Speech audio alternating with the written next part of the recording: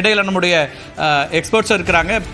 Kernel Prince நம்மோட இணைந்திருக்கிறார். அவற்றையும் பேசலாம். ஓய்வு பெற்ற கர்னல் பிரின்ஸ், இப்போ நடந்திருக்க இந்த பாகிஸ்தானுடைய முயற்சிகள் அதை எப்படி பார்க்குறீங்க? அவங்க ஒரு எஸ்கலேஷனுக்கு தயாராக இருக்கிறாங்களா? அடுத்த கட்ட மோதலுக்கு அவங்க தயாராகிறாங்கன்னு பார்க்கணுமா?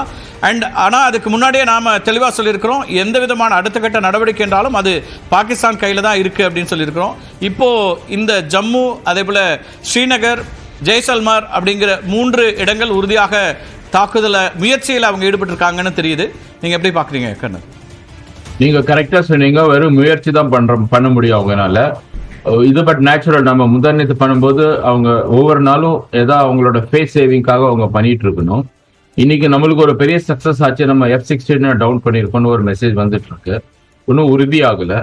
ஆனா அந்த மெசேஜ் வருது, அது ஒரு பெரிய விஷயம். S-400 நம்மளோட பாதுகாப்பு ஆன்டி வெப்பன், அந்த டிஃபென்ஸ் சிஸ்டம் நம்ம வந்து பயன்பாட்டில் டிஃபென்ஸ் சிஸ்டம், ஏடி டிஃபென்ஸ் சிஸ்டம் F-16 டவுன் பண்ணணும்னு வந்திருக்கு. ரெண்டாவது நம்ம கிட்ட அடிக்குவேட் கவுண்டர் ட்ரோன் சிஸ்டம்ஸ் இருக்கு. நான் அந்த ஃபீல்ட்ல தான் இருக்கேன். நம்ம கொடுத்துட்டு இருக்கிறோம். கவுண்டர் ட்ரோன்ஸ் பொறுத்த வரைக்கும் எவ்வளவு இருக்கணுமோ அவ்வளவு இல்லைன்னா கூட நம்ம அந்த ப்ரொக்யூர்மெண்ட்ல ஸ்டார்ட் பண்ணிருக்கோம். இந்தியன் ஆர்மில இருந்து பிரைவேட் கம்பெனிஸ் இதெல்லாம் கூட. அதனால நான் ஒண்ணு மட்டும் உறுதியா சொல்றேன், இப்போ வரைக்கும் வந்த ட்ரோன் ஒண்ணு கூட நம்ம இந்தியன் மண்ணை டச் பண்ணிருக்காது. மேலேயே நம்ம அதை வந்து கவுண்டர் பண்ணிருப்போம்னு நினைக்கிறேன். சோ அதனால ட்ரோன் அட்டாக்ன்றது வந்து நம்ம ஒரு பெரிய எஸ்கலேஷன் நம்ம சொல்ல முடியாது. மிசைல் அட்டாக் ஆஃப்கோர்ஸ் F-16 வருது, அந்த ஃபைட்டர் பிளேன்ஸ் வருதெல்லாம் அது ரொம்ப முக்கியம். ட்ரோனுன்றது பாகிஸ்தான் வந்து ரொம்ப ஆஃபனா அமைச்சிட்டு இருக்கு. நம்ம பார்டர்ல போதை பொருள் எல்லாம் டிராப் பண்ணிட்டு, வெப்பன்ஸ் டிராப் பண்ணிட்டு, இன்ஃபேக்ட் இந்த பேல்காமுக்கும் அந்த வெப்பன்ஸ் வந்து ட்ரோன்ல மூலமா வந்ததுன்னு சொல்லியிருக்கு. இது வந்து நம்ம கொஞ்சம் நல்லாமே முன்னால இருந்தே ஸ்ட்ராங் பண்ணிருக்கணும். அவங்க கிட்ட அந்த ட்ரோன் ஃபிளைங் டெக்னாலஜி டர்க்கி இருக்கிறதுனால, அவங்க சைடுல இருக்கறனால அவங்க அதை யூஸ் பண்றாங்க. இது வந்து நம்ம பெரிய எஸ்கலேஷன் சொல்லலாம். எகனாமிக்கலி வீக்கரா இருக்கக்கூடிய நாடுகள் இப்போ ஒப்பீட்டு அளவுல நம்மளை விட அவங்க ரொம்ப சிரமத்திலயோ அல்லது வீக்கரா இருக்கக்கூடிய ஒரு நாடா இருக்கும்போது ட்ரோன் மூலமாக அங்கங்க இந்த மாதிரியான முயற்சிகளை அவங்க செய்யறாங்கன்னு பார்க்கலாம். ஏன்னா யுக்ரைன் அப்படிதான் ரஷ்யாவுக்கு எதிராக தங்களுடைய போரை நடத்துனாங்க. அந்த ட்ரோன் தாக்குதல் மூலமா சின்ன சின்ன சேதாரங்களை உண்டாக்க முடியுமா அல்லது எதிர் தாக்குதலை நடத்த முடியுமான்ற முயற்சிகள் தான் இருக்கும். அது இதுவரைக்கும் முறியடிக்கப்பட்டிருக்கு. இப்போது வரக்கூடிய தகவல்கள் நம்ம பார்க்கும்போது உறுதியா இருக்கிறதுல, missiles from Pakistan directed at Satwari, Samba, Araspura and Arnia all intercepted blocked by air defense units அப்படிங்கிறது உறுதிப்படுத்தப்பட்ட தகவலா நம்ம தரப்புல இருந்து, டிஃபென்ஸ் தரப்புல இருந்து வரக்கூடிய செய்திகளாக இருக்கு கர்னல். S, correct. ஏன்னா நம்ம S-400 வந்து ஆன்டி ட்ரோன் டிஃபென்ஸும் அது கூட இருக்குது. ஆனா it is an overkill. S-400 நம்ம யூஸ் பண்றதா, S-400 மேஸ்ட்லி மிசைல்ஸுக்கும் நம்ம ஃபைட்டர் பிளேன்ஸுக்கும் யூஸ் பண்றதா பெட்டர்.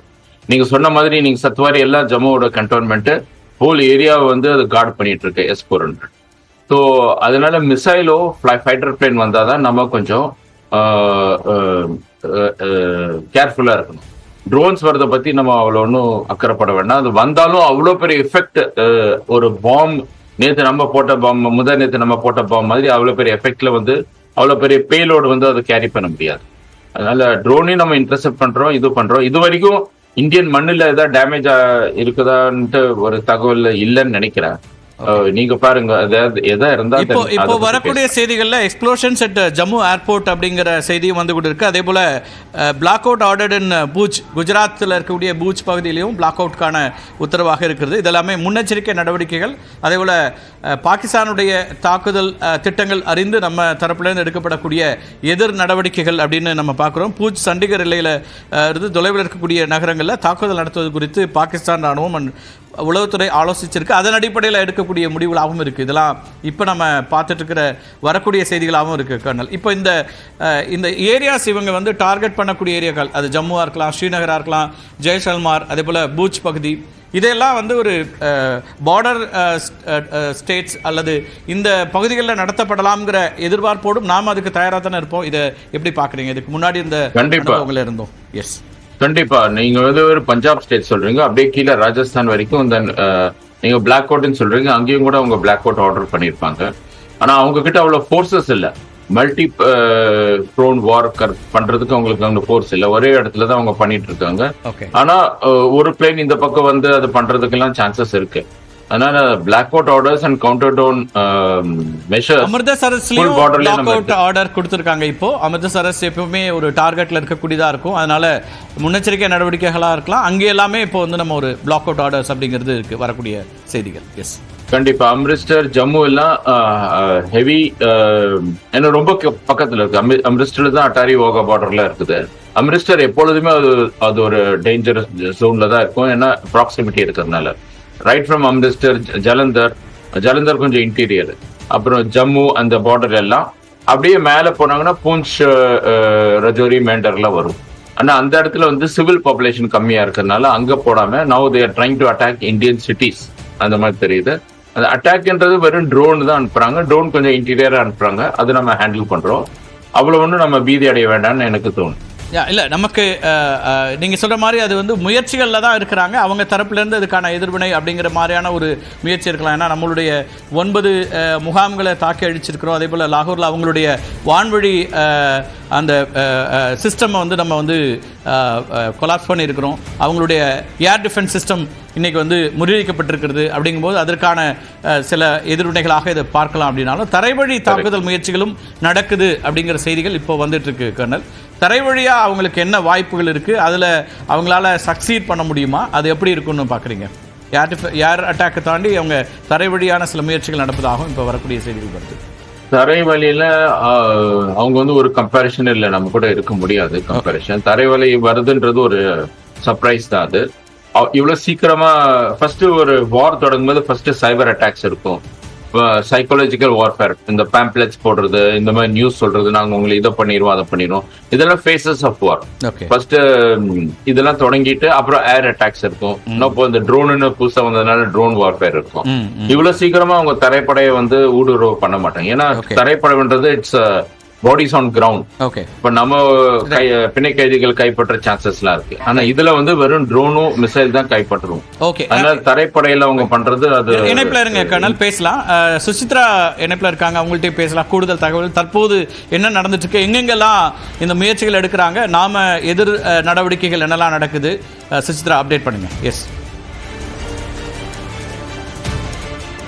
இந்தியாவினுடைய மொத்தம் 15 ஒரு நகரங்கள் மற்றும் பகுதிகளை குறிவைத்து பாகிஸ்தானுடைய தாக்குதல் என்பது நிகழ்த்தப்படக்கூடும் என்ற ஒரு வாய்ப்பு இருப்பதாக ஏற்கனவே வெளியுறவுத்துறையுடைய செயலர் விக்ரம் மிஸ்ரி இன்று செய்தியாளர் சந்திப்பின் பொழுது கூறியிருந்த நிலையில் தற்போது அது தொடர்பான பல்வேறு முன்னெச்சரிக்கை நடவடிக்கைகளையும் இந்தியாவின் படைகள் சார்பாக எடுக்கப்பட்டுள்ளது. குறிப்பாக குஜராத்தினுடைய பூஜ் பகுதியில் முழுவதுமான ஒரு பிளாக் அவுட் என்பது ஒரு முன்னெச்சரிக்கை நடவடிக்கையாக எடுக்கப்பட்டுள்ளதாக தற்பொழுது அந்த மாநில அரசாங்கம் அறிவித்துள்ளது. அதேபோல பஞ்சாப் மாநிலத்துடைய அமிர்தசரஸ், ஜலந்தர் ஆகிய பகுதிகளும் முழு பிளாக் அவுட் என்பது தற்பொழுது முழுமையாக அமல்படுத்தப்பட்டது. பூஜ், சண்டிகர் என எல்லையில் இருக்கக்கூடிய பகுதிகள் மட்டுமல்லாமல் எல்லைக்கு தொலைவில் இருக்கக்கூடிய பகுதிகளிலும் பாகிஸ்தானுடைய தாக்குதல் என்பது திட்டமிடப்பட்டுள்ளதாக ஒரு தகவல் வந்திருந்த நிலையில் தற்போது அதற்கான நடவடிக்கைகளையும் மத்திய அரசாங்கம் மேற்கொண்டுள்ளது. ஏற்கனவே ஜம்மு காஷ்மீர், அதன் போக பஞ்சாபுடைய பத்தான்கோட், ராஜஸ்தானுடைய ஜெய்சால்மர் ஆகிய பகுதிகளில் ஏற்கனவே இந்த தாக்குதல் என்பது நடத்தப்பட்டு அது முறியடிக்கப்பட்டிருக்கும் நிலையில் அந்த பகுதியிலும் முழுமையான பிளாக் அவுட் என்பது மாவட்ட நிர்வாகம் மற்றும் மாநில அரசால்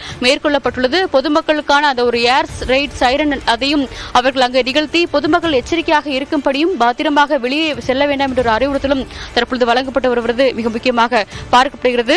குறிப்பாக 8 ஏவுகணைகள் இந்தியாவுடைய எதிர் தாக்குதலால் தற்பொழுது தகர்க்கப்பட்டது. பாகிஸ்தானுடைய 8 ஏவுகணைகள் சத்வாரி, சம்பா, ஆர்எஸ்புரா, ஆர்னியா ஆகிய பகுதிகளில் தற்பொழுது தடுக்கப்பட்டு அவை அனைத்துமே தகர்க்கப்பட்டுள்ளது மிக முக்கியமாக பார்க்கப்படுகிறது. அது மட்டுமல்லாமல் இந்தியாவினுடைய, அதாவது பாகிஸ்தானுடைய J-17 ரக விமானத்தையும், ஃபைட்டர் ஜெட்டையும் தற்பொழுது இந்தியா எதிர் தாக்குதல் மூலமாக தகர்த்தெறிந்துள்ளதாக முதற்கட்ட தகவலானது நமக்கு வந்துள்ளது. சைனாவினுடைய தயாரிப்பில் உருவான அந்த விமானம் என்பது இந்தியாவுடைய எல்லை பகுதிக்குள் நுழைந்து தாக்குதல் நடத்த முயற்சித்த போது தற்பொழுது அது அங்கு இந்தியாவுடைய எதிர் தாக்குதலால் அது உடைந்து நொறுங்கியுள்ளதாக முதற்கட்ட தகவல் நமக்கு கிடைக்கப்பட்டுள்ளது. பல்வேறு எல்லைப்புற மாநிலங்களில் இருக்கக்கூடிய மாவட்டங்கள், குறிப்பாக 4 மாநிலங்கள் ஜம்மு காஷ்மீர், பஞ்சாப், குஜராத், ஹரியானா உள்ளிட்ட பகுதிகளில் இருக்கக்கூடிய அந்த மாவட்டங்களில் கடுமையான ஒரு பிளாக் அவுட் என்பது முன்னெச்சரிக்கை நடவடிக்கையாகவும் சரி, தற்பொழுது நடைபெற்று வரும் தாக்குதல் தொடர்ச்சியாகவும்